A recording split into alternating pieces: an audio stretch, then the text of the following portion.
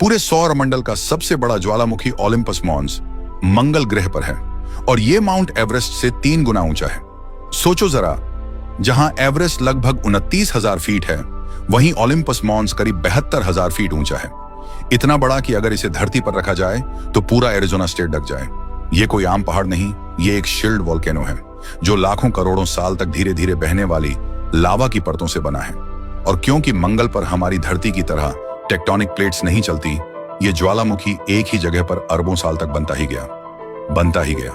तो अगली बार जब रात में मंगल को लाल चमकता हुआ देखो, याद रखना उसकी सतह पर एक ऐसा दैत्य खड़ा है जो हमारी धरती के किसी भी पर्वत को बौना बना देता है।